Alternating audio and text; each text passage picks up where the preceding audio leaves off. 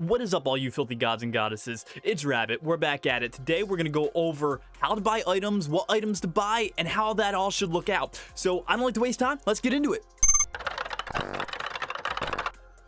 Alright, so the first screen you're going to be greeted with, of course, is the home screen. Alright, you're going to get acclimated with this because you're going to be just sitting in queues for a while anyway. So one of the good things you can do is go up here and click gods. Alright, once you click gods, you're going to get greeted by this screen, which is going to give you every god in the game. Then you can go ahead and build them out of game so that way you can see how it'll turn out in game. So we're going to go ahead here and choose Honor. Alright, and then once you pick the god, it's going to have God Builder right down here. You're just going to choose that little icon right here. Don't worry about the rest of this shit. It doesn't really fucking matter. Anyway, so now we're going to be over here.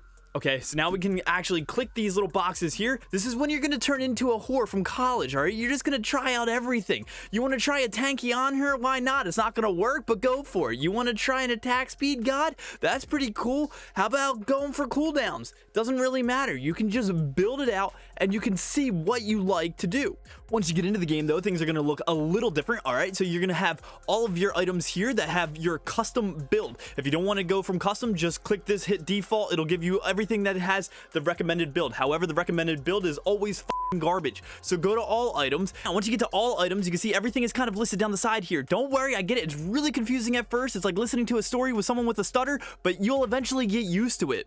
There's popular items here, and popular items kind of show what everybody else is building with the god at this moment. So they start here with the ornate arrow, and then they kind of work their way across, and that's what people are doing at this moment. But hey, that might not work for you because maybe you do want to try a cooldown god. So you're going to go ahead and you're going to go and click cooldowns down here. And this will give you any items that show cooldowns. We have penetration. So if you want to be a little bit more like a 13-year-old kid and giggle about penetration all day long, that's a treat for you. There's crit chance, so you can hit for double your hits. There's a life steal, so that way every time you hit, you take a little bit of life back. Attack speed, I think you can figure that one out.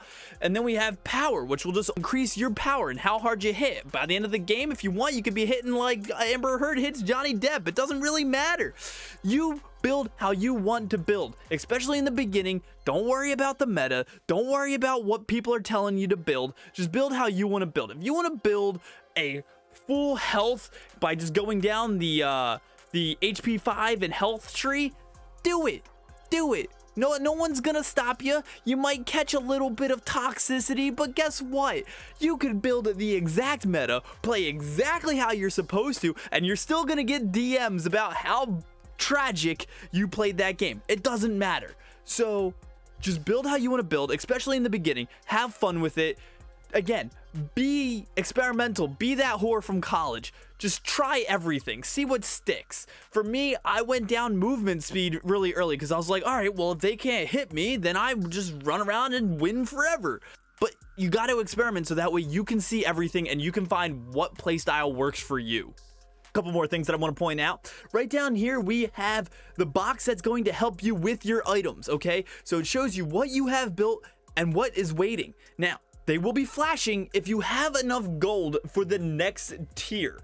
Now, you always want to finish your item before moving on to the next. In very limited cases, of course, but if you're listening to me, then then you're not there yet. I don't want to hear about limited cases and bullshit. No, fuck you. All right. So down here, it'll flash whenever you're ready to buy the next tier of that item. So that means get back to the fountain and buy your next item. If you want to wait to get a little bit more gold, which you can see down here in the bottom, I'm in a training arena, so I have 90,000 gold. Of course, it's not what's going to happen in the game, but in a training arena, that's where you got to go. You look down here, you're like, okay, I have 1,000 gold. I can buy the next tier on my item. I should back. Tier 3s are where you want to be. You might not want to back for a tier 2 because that's not going to give you what you want.